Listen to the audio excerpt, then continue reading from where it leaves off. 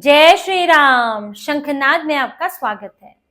चुनाव आयोग पश्चिम बंगाल के चुनाव में चारों तरफ नजर गड़ाए हुए है। हर तरफ नजर है। जहां सुरक्षा की बात हो तो सुरक्षा के इंतजाम मजबूत हो रहे हैं, नियम बनाने की बात हो, जांच की बात हो तो वो भी हो रही है, और साथ ही धरपकड़ भी जारी है। धरपकड़ उन लोगों की जो इन चुनाव में पैसे का, शराब का, ड्रग्स का इस्तेमाल करना चाहते हैं और मतदाताओं को प्रभावित करना चाहते हैं। चुनाव आयोग एसआईआर को लेकर क्या कर रहा है, मतदाता की लिस्ट में किसका नाम आया, नहीं आया, कितनों का आया, सब पर चर्चा तो हो रही है। लेकिन एक चीज है जिससे चर्चा कम हो रही है, वो ये है कि चुनाव आयोग कैसे बंगाल चुनाव में सफाई अभियान में लगा हुआ है। सफाई अभियान उन चीजों का जो चुनाव में मतदाताओं को प्रभावित करने के लिए इस्तेमाल हो सकती है, उन्हें लालच देने के लिए इस्तेमाल हो सकती है। बड़े स्तर पर एजेंसियों ने, चाहे वो नारकोटिक्स विभाग हो, प्रवर्तन विभाग हो, पुलिस हो, बड़े स्तर पर जब्तियां की हैं और करोड़ों करोड़ का कैश बरामद हुआ है, सोना बरामद हुआ है, ड्रग्स और शराब और अन्य कीमती वस्तुएं बरामद हुई हैं। इसमें अगर पूरा हिसाब लगाएं, अगर एक मोटा मोटा हिसाब इसमें माने तो 4 अरब तक का ये सारा सामान, 4 अरब मूल्य का ये सामान मिला है, जिसमें कैश भी है और ये दूसरे नशीले पदार्थ और दूसरे सामान भी है, कीमती वस्तुएं भी है। लगातार चुनाव आयोग की फ्लाइंग स्क्वाड टीमें, पुलिस की टीमें, इसमें प्रवर्तन निदेशालय की टीम, नारकोटिक्स विभाग की टीम और यहाँ तक कि आईबी, सीबीआई, इन सबको भी शामिल किया गया है। इन सब की टीमें शामिल हैं और नजर बनी हुई है बिहार और झारखंड बॉर्डर पर, क्योंकि इस बात की आशंका है और इस तरह के प्रमाण भी मिले हैं कि बॉर्डर से बाहर से पैसा आ रहा है और उसे चुपके चुपके अलग जगह पहुंचाया जा रहा है। देखिए, बंगाल के अंदर ही कहीं इस तरह का होगा तो उससे, क्योंकि नजर ज्यादा है तो पकड़ में आने की आशंका ज्यादा होती है और वहीं के बिजनेसमैन के जरिए या वहीं के अपराधियों के जरिए सबकी कोशिश होगी तो दिक्कत हो सकती है। सर्विलेंस ज्यादा है, इसीलिए राज्य से बाहर से पैसा आता है और ये चुनाव में होता है। लेकिन पश्चिम बंगाल में इस वक्त ये काफी देखा जा रहा है और इसीलिए लगातार धरपकड़ हो रही है। इसमें ड्रग्स माफिया भी पकड़े जा रहे हैं, इसमें संगठित अपराध वाले भी पकड़े जा रहे हैं। आप एक सूची देखिए कि कितना बरामद हुआ है किस तरह की कार्रवाई में। चुनाव आयोग के इलेक्शन फ्लाइंग स्क्वाड और प्रवर्तन एजेंसियों ने 300 करोड़ रुपए मूल्य की नकदी, शराब और मुफ्त वस्तुएं जब्त की थी। इसमें महंगे सामान थे, कीमती पत्थर और गिफ्ट भी थे। इसके अलावा 65 करोड़ की ड्रग्स बरामद की है एक और छापे में। बीरभूम जिले से 2,70,000 रुपए, दक्षिण 24 परगना से 4,58,000 रुपए आईटीबीपी ने पकड़े हैं। संदिग्ध वाहनों में ये कैश जा रहा था, जिसे आईटीबीपी ने शक होने पर जांच की तो पता चला सीएपीएफ जो लगाई गई है उसमें आईटीबीपी शामिल है। पुरुलिया से 8,37,000 रुपए एक शख्स लेकर जा रहा था। अब उसका कहना था कि मुझे पता नहीं था इन नियमों का कि आप इतना कैश एक साथ नहीं ले जा सकते चुनाव के समय, तो इसलिए वो ले जा रहा था, तो उससे गलती हुई है। इस पर किसकी भी जब्ती की गई है। कोलकाता में संगठित अपराध करने वाले सोना पप्पू और जय एस कामदार को उनके ऊपर एक मामले में रेड की है और उसमें 1,37,47,00,000 की नकदी, 67 लाख का सोना और मेड इन यूएस रिवॉल्वर बरामद की गई है। इनका काम था संगठित अपराध के जरिए धन जुटाना, पैसे जुटाना, अवैध कारोबार।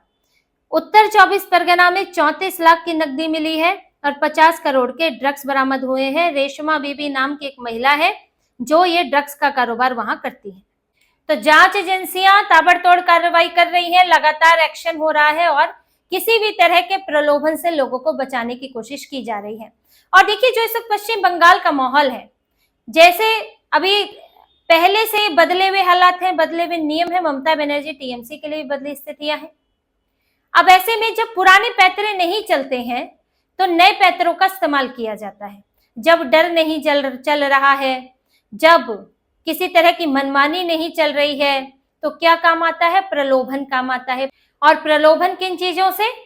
पैसे का, शराब का या किसी और चीज का प्रलोभन देकर आप वोट हासिल कर सकते हैं, खरीद सकते हैं। तो इस वक्त के मौजूदा हालात ये दिखाते हैं कि बंगाल में कोई और रास्ता बचा नहीं है।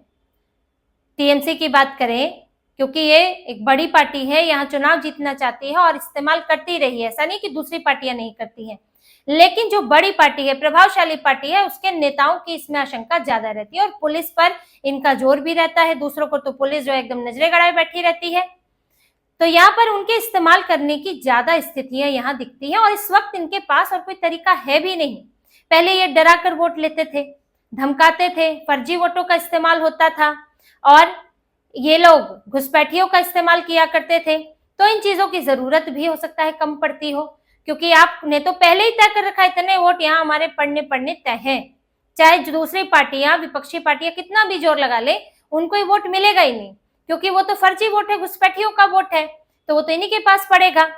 लेकिन अब वो सब कट चुका है, घुसपैठियों का नाम कट चुका है, 34 लाख नाम कट गए हैं, वो भी लॉजिकल डिस्क्रिपेंसी से। ऐसे कुल मिलाकर देखे तो 91 लाख 92 लाख नाम कट चुके हैं। अब वहां पे मृतक हट चुके हैं वोटर लिस्ट से, पलायन कर गए लोग, या फिर डुप्लीकेट नाम हट चुके हैं जिनके नाम पर कोई और वोट डाला करता था। मृतक के नाम, डुप्लीकेट के नाम पर कोई और वोट डाल देता था, बुर्का पहन लिया, दाढ़ी मूछ लगा ली, अपना भेष बदल लिया तो जाकर वोट डाल दिया। एक कॉन्स्टिट्यूएंसी से दूसरी कॉन्स्टिट्यूएंसी में भर भर कर लोग जाते थे ऐसे वोट डालने के लिए। तो अब वो नहीं हो सकता, तो कुछ रास्ते बंद हो गए हैं, इसलिए अब एक नया रास्ता खुल रहा है। ये वैसे नया नहीं है, लेकिन इस रास्ते का अधिकतर ज्यादा इस्तेमाल होता हुआ दिख रहा है। इसलिए जांच एजेंसियां जो हैं वो भी ज्यादा मुस्तैद हो गई हैं और लगातार इस तरह की चीजों को पकड़ रही हैं। जो जैसे ड्रग माफिया है, अब ये जानकारी तो होती है लोकल लेवल पर कि ये ड्रग माफिया, इसका पैसा कहाँ कहाँ जाता है, किस पॉलिटिकल पार्टी को जाता है या किन किन को जाता है, एक से ज्यादा को भी जा सकता है, तो उसको धरपकड़ की, क्योंकि वो कैश अब इस वक्त उसको उसकी जरूरत पॉलिटिकल पार्टियों को पड़ेगी, तो इसलिए उसकी धरपकड़ करके उसका कैश जो है जब्त कर लिया। ऐसे आपराधिक गतिविधि में लोगों का जब्त किया। गाड़ियों की रैंडम जांच हो रही है, क्योंकि कैश भर भर के आता है, उन्हीं में आएगा कहां से, अब हवाई जहाज से लेकर तो आएंगे नहीं। तो इसीलिए चुनाव आयोग और जांच एजेंसियां जो हैं वो बड़ी सख्ती से ये सब काम कर रही है। फिर दूसरा, ईडी भी एक्टिव है और कोयला तस्करी मामले में भी जब्ती हो रही है। देखिए, कोयला तस्करी बड़े स्तर पर पश्चिम बंगाल में होती है और उसका पैसा चुनाव में इस्तेमाल होता है।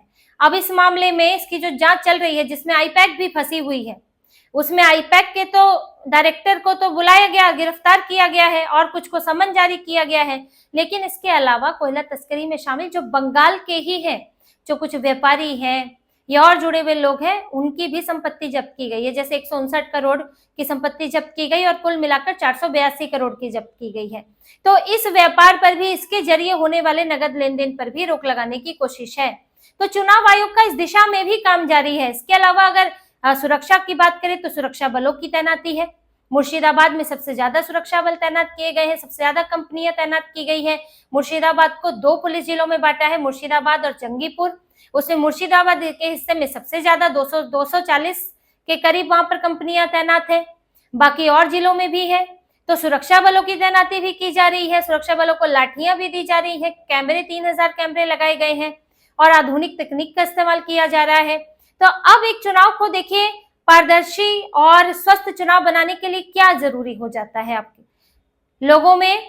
डर ना होना, प्रलोभन का इस्तेमाल ना होना, चुनावी प्रक्रिया का स्मूथ और सही तरीके से समय पर होना, ये चीजें जरूरी होती हैं। अब चुनाव इन सभी पक्षों पर काम कर रहा है। साथ ही एक और कि अगर कोई प्रत्याशी गलत काम करता है, कोई पार्टी गलत काम करती है, तो उस पर कार्रवाई होना।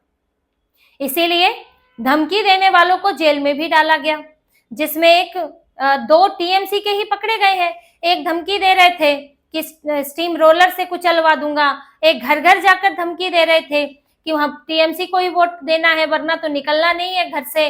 तो ये इनको भी पकड़कर इनके ऊपर कार्रवाई हुई है। टीएमसी कार्यकर्ताओं पर, नेताओं पर कार्रवाई कहाँ होती थी अभी तक? चुनाव से पहले इस तरह के लोग जब बयान देते रहते थे, धमकियां देते रहते थे, पुलिस की मजाल लेकिन हाथ लगा ले। लेकिन अब ऐसा हो रहा है, तो चुनाव आयोग हर तरह से इस चुनाव को सुरक्षित बनाने की कोशिश कर रहा है और यही सुरक्षा और यही धरपकड़ एक्शन कार्रवाई जो है वो ममता बनर्जी को पसंद नहीं आ रही है। इनको लुंज पुंज सिस्टम अच्छा लगता है, जिसमें ये नियमों को ताक पर रख सके, सिस्टम इनके लिए इस्तेमाल हो सके, ना कि जनता के लिए। और इसी वजह से ये इस बार ऐसा लग रहा है कि चुनाव आयोग से लड़ रही है, ना कि बीजेपी से, ना कांग्रेस और सीपीएम से, ये लड़ रही है चुनाव आयोग से, क्योंकि सबसे बड़ा दुश्मन तो चुनाव आयोग बना हुआ है। अब जो शक्ति का जो सामने फ्रंट में है वही तो बुरा लगेगा, क्योंकि चुनाव आयोग ही ये नियम कानून और सुरक्षा व्यवस्था लागू कर रहा है, तो ममता बनर्जी उनके नेताओं को बुरा लग रहा है। लेकिन देखिए, अब ये चुनाव आयोग पर जितने भी प्रहार करें, अब ज्ञानेश कुमार को तो चुनाव लड़ना नहीं है, लोगों ने उनको वोट तो डालना नहीं है, तो वो तो इससे मुक्त है। उनको नहीं खुश करना है किसी को, उनको सिर्फ अपना काम करना है। और यही बात जो है चुनावी प्रक्रिया को प्रभावित नहीं करती है, प्रभावित होने से रोकती है।